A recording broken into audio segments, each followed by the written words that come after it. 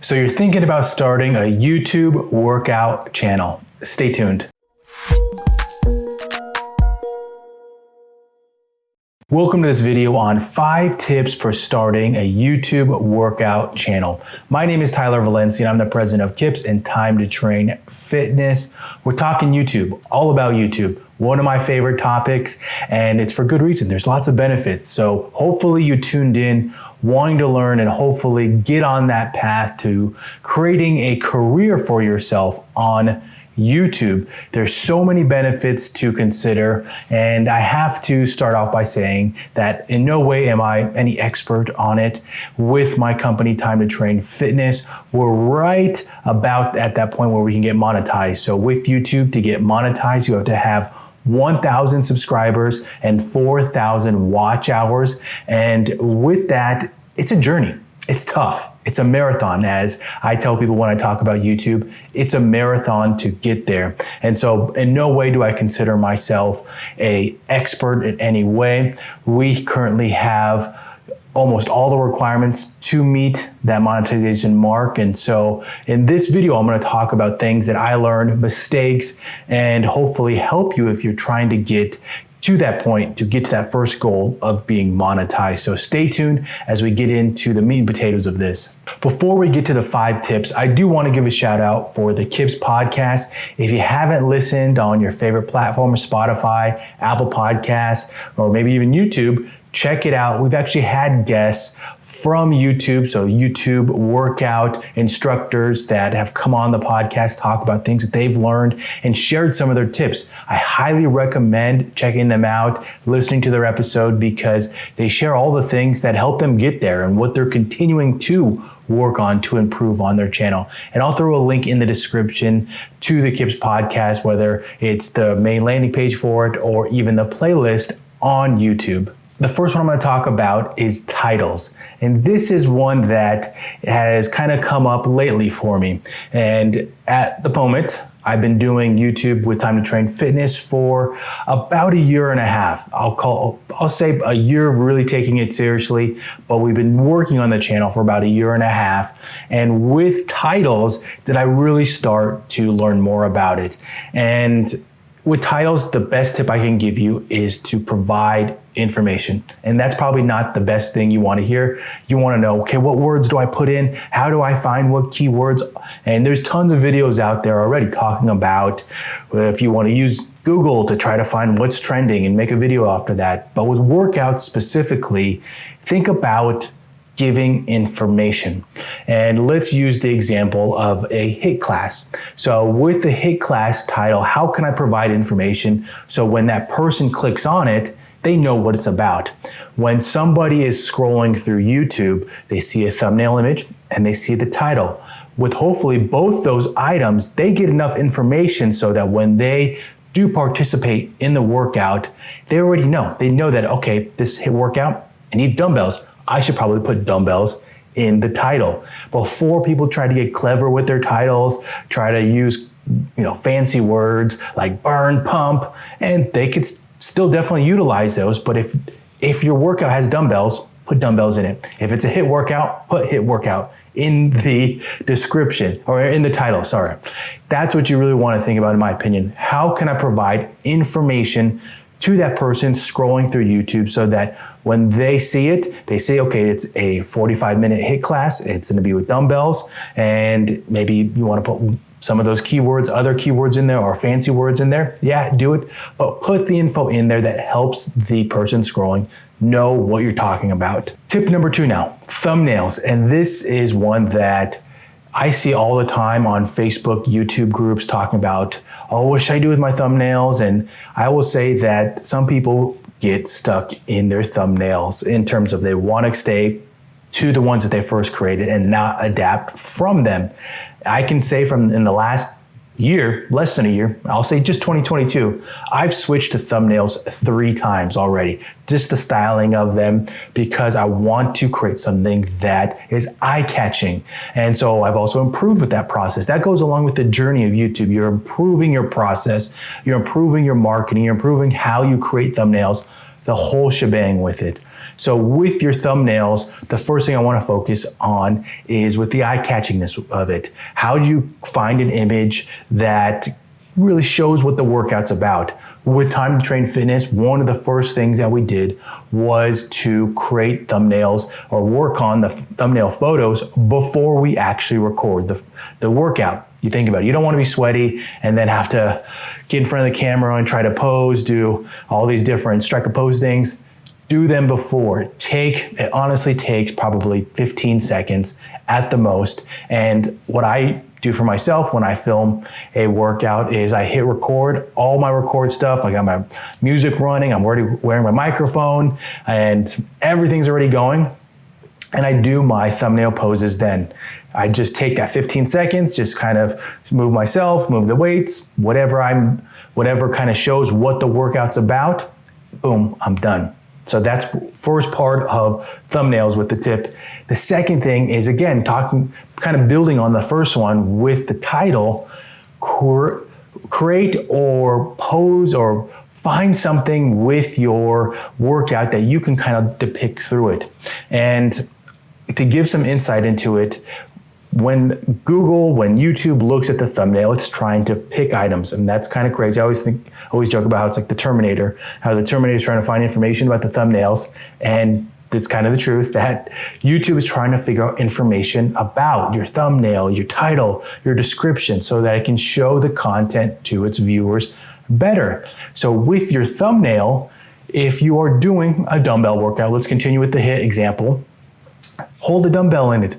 Put a dumbbell right in front of the camera with yourself so that it shows that that's a dumbbell in it. So let's combine those, summarize them, create and take time to emphasize your photos. Do before your workout, scroll through YouTube, maybe find something for ideas and use that before. Do that before, prioritize it.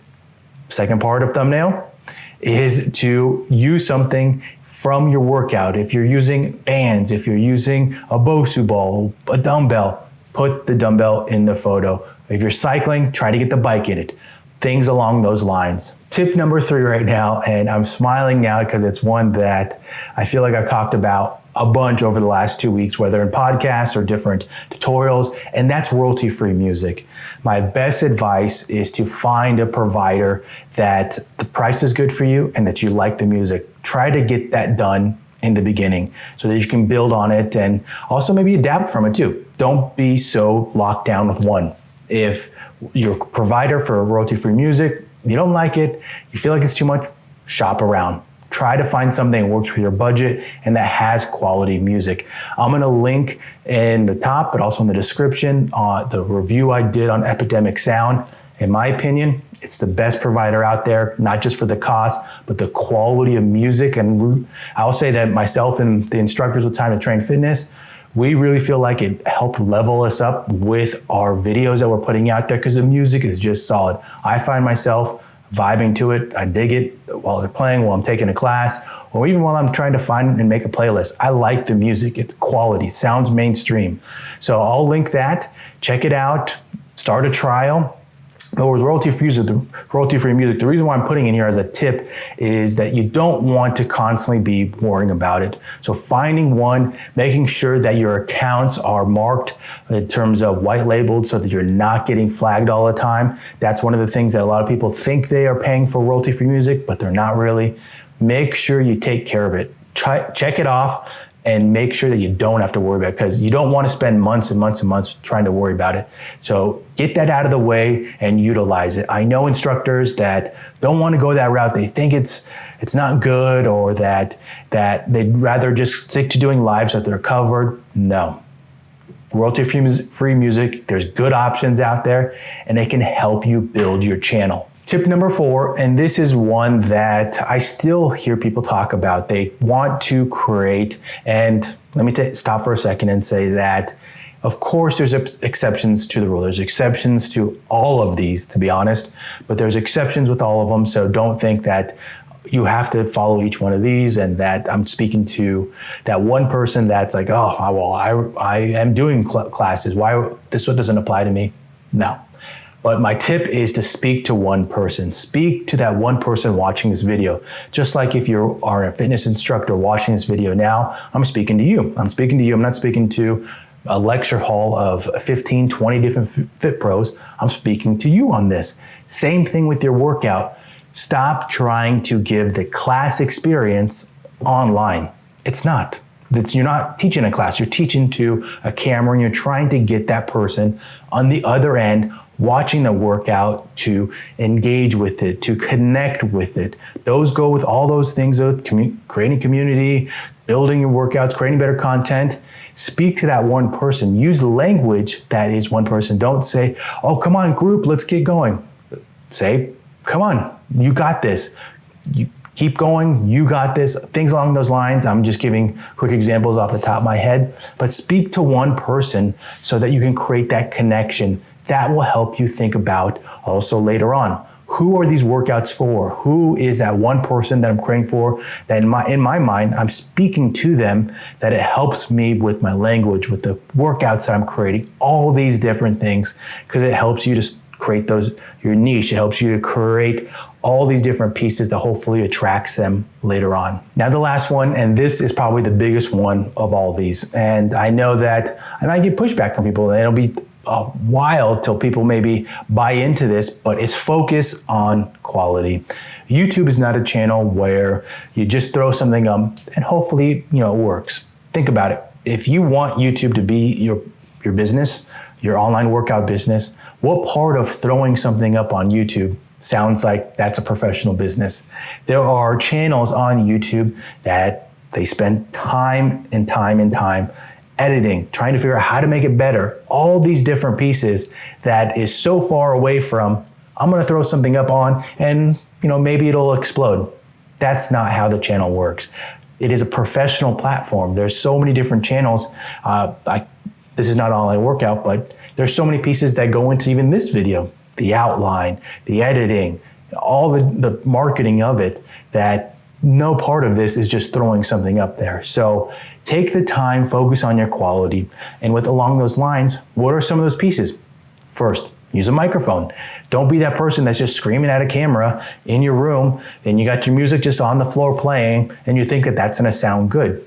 Use a microphone, use an interface. This channel has plenty of resources on it that can help you make those and create things that are budget friendly to utilize for it. But make sure you sound good. If people are watching it, what's gonna make someone come to your channel over another channel that's spending so much time editing, spending weeks editing, that uses microphones, uses quality lights, all these different things, when you're just one person screaming at the camera, hoping that I'm just gonna throw it up and I'm gonna start a business that way. There's no part of that that's gonna be a business. So take that time, use a microphone with it. And along those lines is edit your videos. Take the time to edit your videos. Start small, but build with it. Edit your videos, clip it. If you start to invest in editing software, take that time to go through each piece of it. And I've had to do that myself over the last couple months. Start to go through it piece by piece and make it the best possible. That is what helps you create a business with it. Not trying to do it as quickly as possible and throw it up there and just see all these different mistakes, because that's not going to help you get to the goal of making a business. Take the time to edit it. If you have to look maybe on Fiverr or find someone to edit for you, okay, do it. Or maybe you have a Apple-based computer and you can just use iMovie. It's a great place to start. You'll learn so much from it, and you'll be able to make them look and sound like quality. And a little piece to throw on there, and this is one that you're probably listening to this last tip and thinking, that's gonna just sound so much money, and I don't have that. Just start with what you have. If you have an iPhone, start with your iPhone. Buy a microphone, buy one that you can just start with, buy an interface, buy something used. You don't have to buy things always new. You could start with used stuff, go on Facebook Market, offer up. Things like an interface are going for half of what they were last year. Microphones, same thing, half. You could find these deals that can help you put together a professional package. It's a base level. You don't always have to start at the top. It's a base level to get you started and get that process rolling so that you can learn and then start to invest later on. Now that's been the 5 tips for it before we close this out, and it's kind of a bonus tip, and with it is a tip. The tip that I hear with every single person that's been on the Kips podcast, that I share the same outlook on it in terms of what's the best advice that you can give someone, and it's to just start. YouTube is a journey. It's a journey that's going to take time. It's a marathon, as I've said. It's going to take time, but you learn throughout the whole process. Each one of these things that I shared, I've had to personally go through those. And with making this video and sharing this advice, this is kind of the advice for my first, I'll say, 1,000 subscribers. We're almost there. We already have well over, basically, we have double the 4,000 watch hours. But it's from that journey that I've learned these mistakes, learned how to improve on these ones, all the tips that I'm sharing. So this is that first 1,000. What did I learn from it? But you will have to go through that process and learn. So just start now. Don't worry about, I have to make this the best. I need to buy the best editor. I need to buy the best camera, all these different things. Just start. Start learning, film, and then rewatch it, watch it back, learn from it, see where you can improve, all these different things. So get going, hopefully improve, use resources out there, use YouTube to build from it, and hopefully get your channel along that way to create a career for you that's outside of working in a gym or maybe something that you're not enjoying.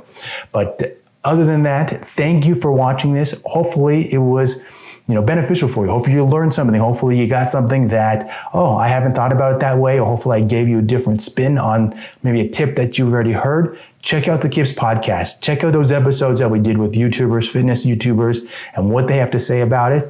But until the next time, I'll see you on the screen.